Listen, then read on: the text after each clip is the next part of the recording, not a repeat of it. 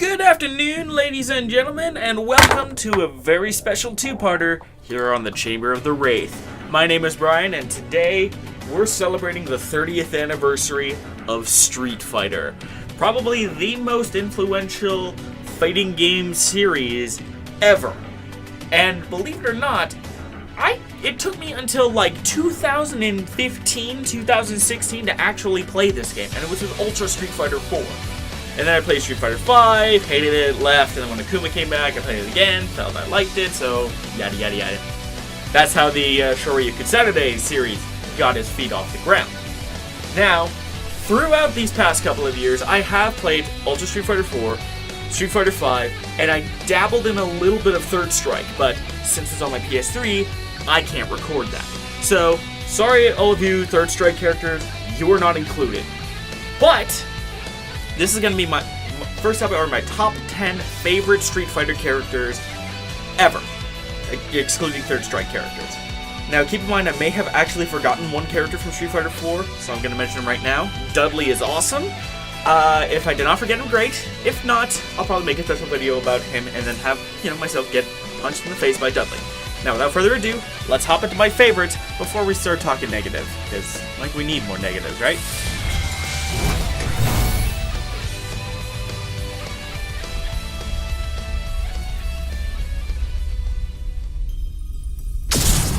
First, some honorable mentions. Juri Han first made her appearance in Ultra Street Fighter 4, and she's also playable in Street Fighter 5 as DLC. Keep in mind I'm starting with Street Fighter 4 people first, before I move over to Street Fighter 5. Although people who are in between both games, I will make mention of that. Sakura, from the Street Fighter Alpha games, made her last appearance in Ultra Street Fighter 4.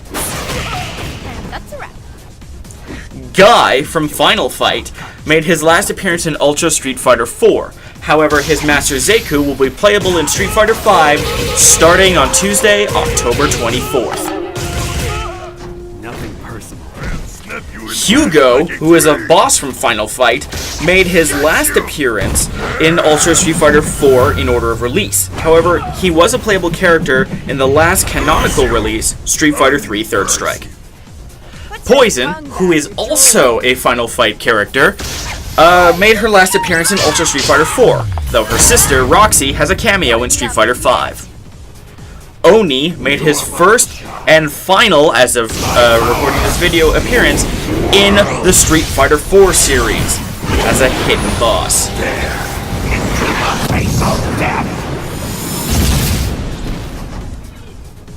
Evil Ryu has been around since at least the Alpha games. However, Evil Ryu has only made his final appearance in Ultra Street Fighter 4, and as of Street Fighter 5, it's believed he's been completely repressed by Ryu. And the last of the Street Fighter 4 entries, we have Goken, who made his last appearance in Ultra Street Fighter 4. Now from Street Fighter 5, we have Colleen.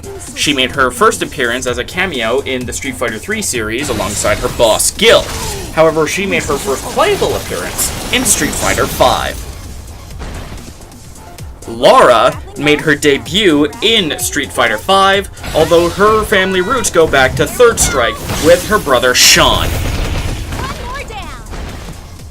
Zangief has been in many of the Street Fighter games, including Street Fighter 4, but I put him in the Street Fighter 5 category so that Street Fighter 4 didn't have too much exposure. Much like Dhalsim, who's been around since Street Fighter 2. This is one of his Halloween costumes, by the way. Pretty freaky, right? And another icon of Street Fighter, Akuma, makes his most recent appearance in Street Fighter 5, although in Street Fighter 4, he made a volcano explode by punching it. Man, this guy's got one hell of a workout routine if that's the case.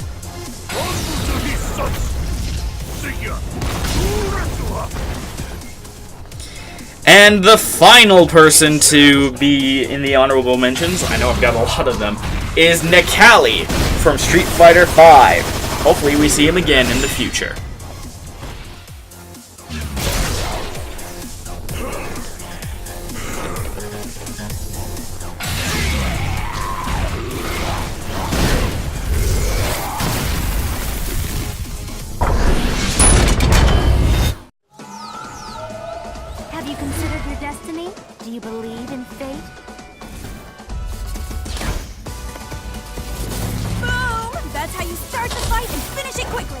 Round 1.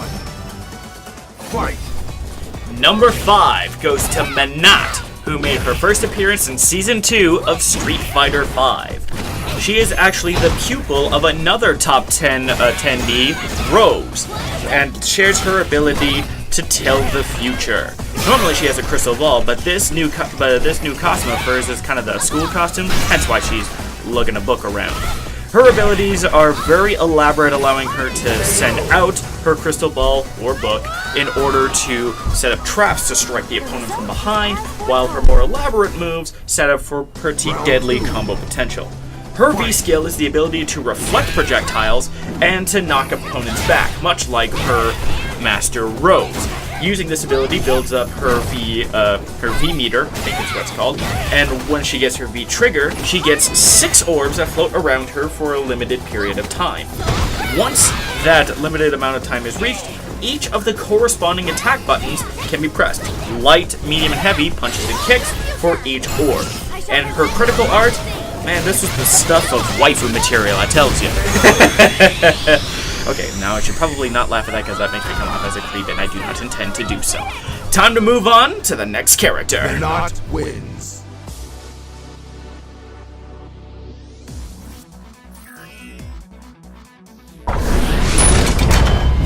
South Asia, exciting street team. Your destiny will be determined here. You're nervous, aren't you?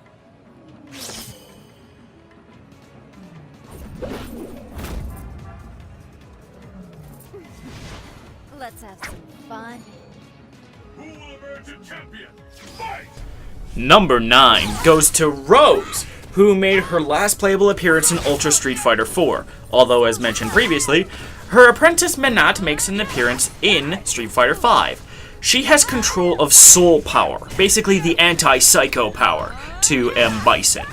One thing that's interesting about that is that Rose is actually one of Bison's cloned bodies, or at the very least she has some sort of history with Bison. And it is her mission to try and take him down, once and for all. Her ability of soul power manifests in her scarf, allowing her to reflect projectiles and use it as an enhanced means of attack to strike opponents from a distance. This character is one of the top level characters in Street Fighter IV because of her unique ability to reflect projectiles. And her ultra combos are some of the more interesting in the game. Unfortunately, she's gonna get the poison treatment. Ow, ow, ow, ow, ow, ow, ow, ow, ow. However, Illusion Spark is consistently one of my favorite ultras of all time just because, I don't know, I just really like how cinematic it is. That's just my opinion anyway.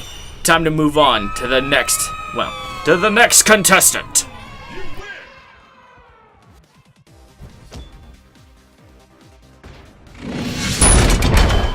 East Asia, Old Temple. Your destiny will be determined here.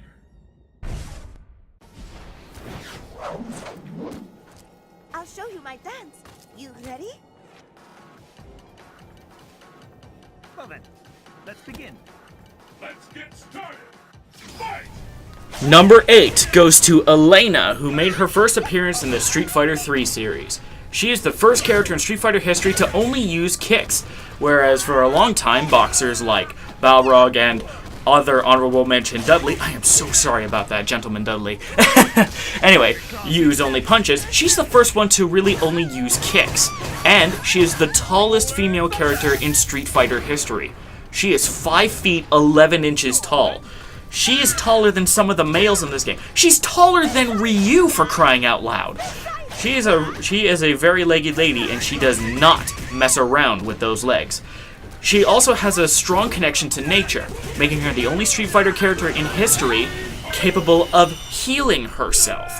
That's right, in Street Fighter IV with her Ultra combo, and in Street Fighter III Third Strike with one of her Super combos, she can heal a large portion of her health. This can be dash cancelled and the like, but it's a truly devastating move and has made her a top tier threat for years now. Kind of wish she was actually in Street Fighter V because that would make for an interesting V-trigger, the ability to heal and make a comeback. But I digress. What else to say with Elena other than She's a playful, friendly type who even manages to get a selfie with Akuma, who I'm surprised didn't just straight kill her on the spot, or try to anyway. But she is a formidable warrior out of Kenya, which is another first for the Street Fighter series. As far as I know, she is either the only or one of the few characters to actually have a history of, or actually come from Africa, in specifically Kenya. Once this fight is over, we're gonna move on to number 7.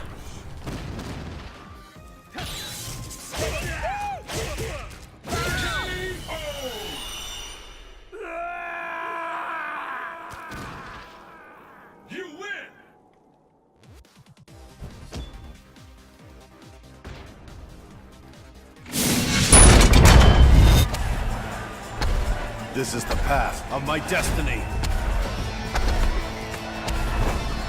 Come on, let's turn up the heat. Round 1. Fight! Is it really possible to have either of these two not on a top 10? Ryu and Ken have been around since literally the very beginning in the very first Street Fighter game, back when they were clones of each other. Really, in the arcade mode, you could only play as Ryu, and your player 2 was Ken, which is basically just reskin Ryu right down to the exact move properties and everything. But ever since, over these past 30 years, Ryu and Ken have begun to differentiate themselves. Ken having a stronger Shoryuken and more powerful offense, while Ryu prefers to be more calm and has overall a stronger Hadouken. This rivalry has been 30 years in the making and has literally not stopped since. When you think Street Fighter, 8 times out of 10, you're gonna think about one of these two. And honestly, I love them both too much to not have them tied. In fact, I actually have 2 fights with these two. One with Ryu in the lead, and the second with Ken in the lead. As you can imagine, I kinda had to do that because with such a dynamic and powerful rivalry between these two, it's hard to not gush over them. And in fact, over the Ken fight, I'll talk a little more about their history.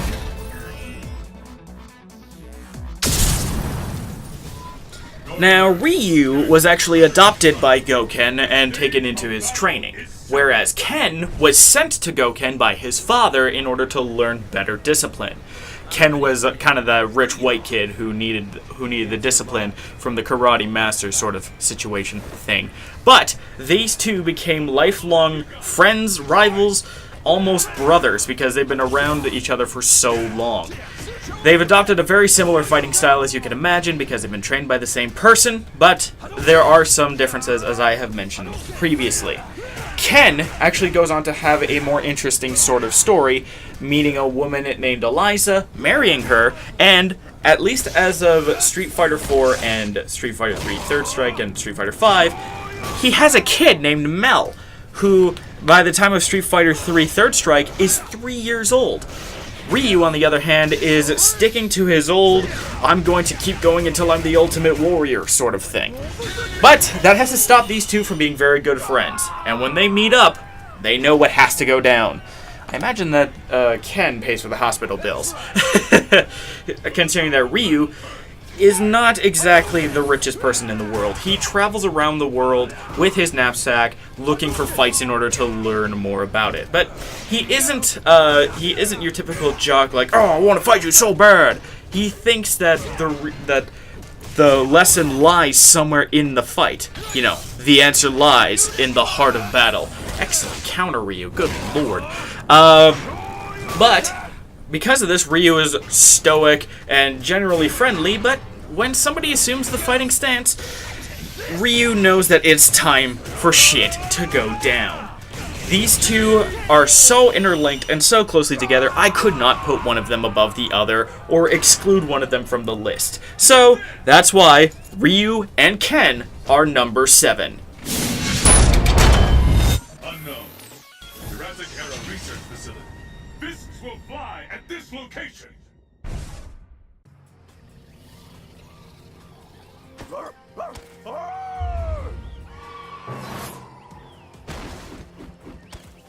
I hope you're ready for a beating. Are you ready? Number 6 goes to the Green Beast himself, Blanca. He's been around since the Street Fighter II days, and this little guy is very tricky indeed. He is one of the first charge characters I've ever actually learned, mainly because his electric abilities kind of help make up for my scrubbiness. Just by mashing punch, you can surround yourself in an electric field in order to bazop the living crap out of people. And worth noting is that the heavier it is, the more range you have, but the harder it is for Blanca to keep it up. And he is an absolute animal, jumping on you, swiping at you, basically just showing no mercy. However, Blanca is generally a good guy. He just wants to be left alone in the jungle, at least until he meets up with his mom. Yeah, he's a real mama's boy. And in case you're wondering, yes, Blanca is actually human. His real name is Jimmy, and he crash-landed in the Brazilian jungle when he was a boy. He was, as far as I know, the only survivor, and he was raised by the animals of the jungle, apparently gaining green skin and the ability to shock the bejesus out of people in the process. Now, Blanca, as you may know, I have a soft spot for bestial fighters. You know, people who are animals or fight like animals, and Blanca is no exception. And, hey, he invented the ball tackle before Kano, so suck on that, metalhead. Just kidding. That's why Blanca is number 6.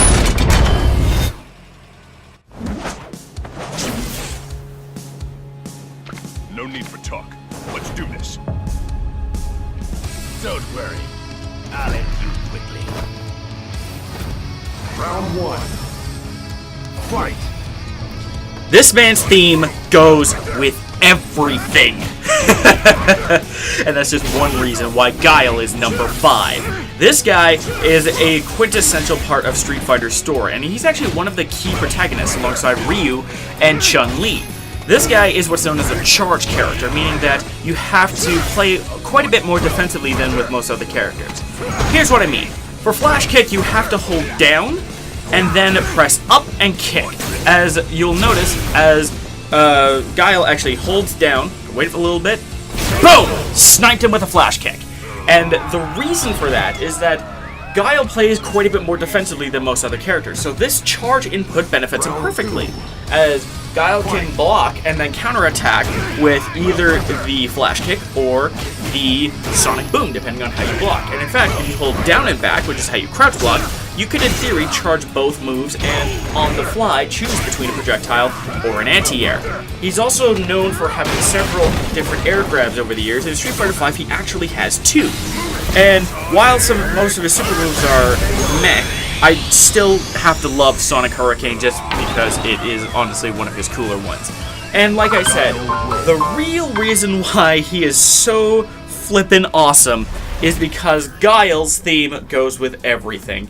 Honestly, it's the main reason why he's so high up on the list. I'm a music junkie and I love Guile's theme. Seriously, give it a listen sometime. It's fantastic.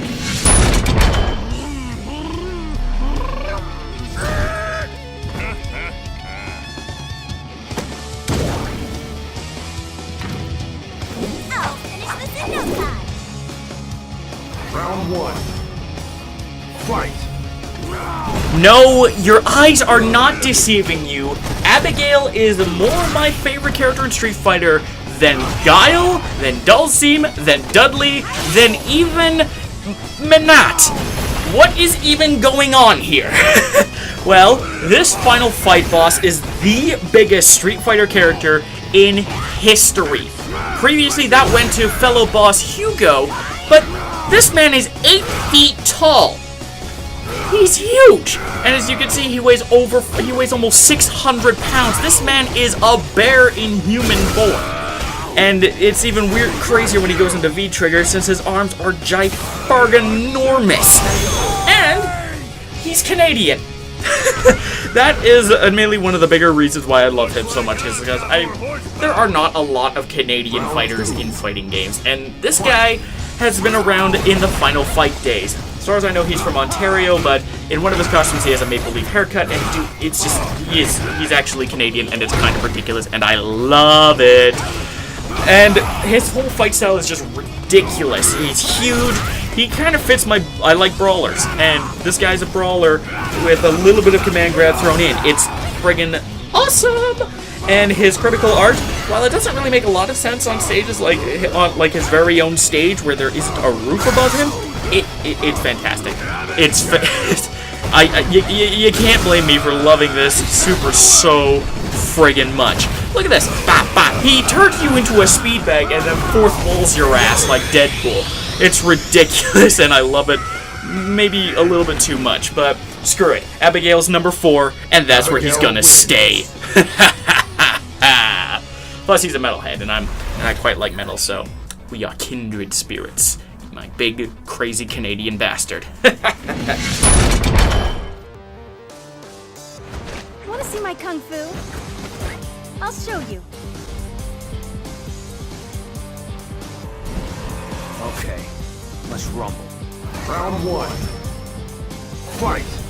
Number 3 goes to the strongest woman in the world, at least in the Street Fighter universe, Chun-Li.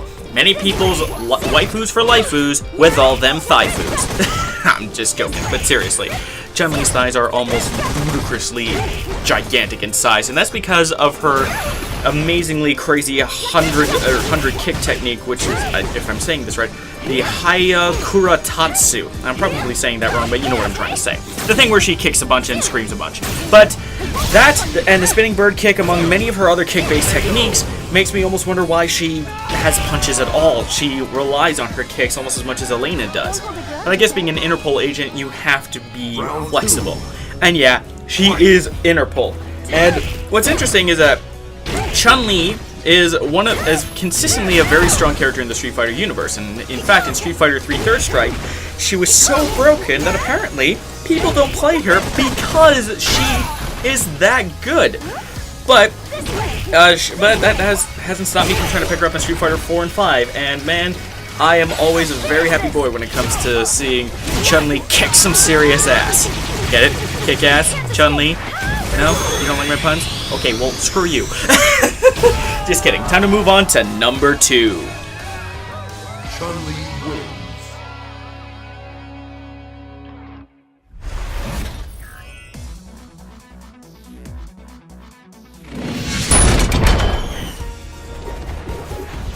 For those who I wish to protect, I will fight you!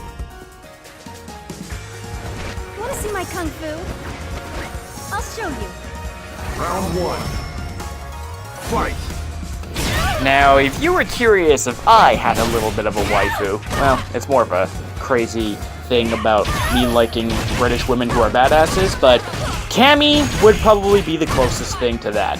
Cammy is a Street Fighter veteran, having been around since Street Fighter 2, The New Challengers, and she is balls to the wall awesome. Her story is one of the most complex stories of all time. She was originally one of Bison's dolls. Women who were brainwashed into being assassins and eventually surrogate bodies for Bison. Side note, what is it with Bison and abducting girls in order to use them as assassins and potentially new bodies? It's just so weird. And then she moved on to be a part of Delta Red after having escaped from Shadaloo, thanks weirdly enough to Vega, who, if you recognize that name, he is that creepy serial killer from Spain who is a Spanish bullfighting ninja. Street Fighter's story is weird.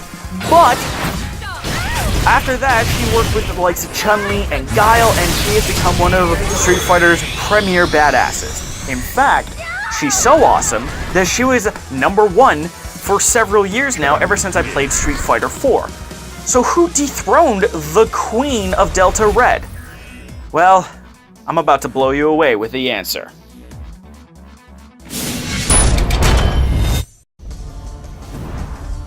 I am Rashid of the Turbulent Wind. Remember the name well.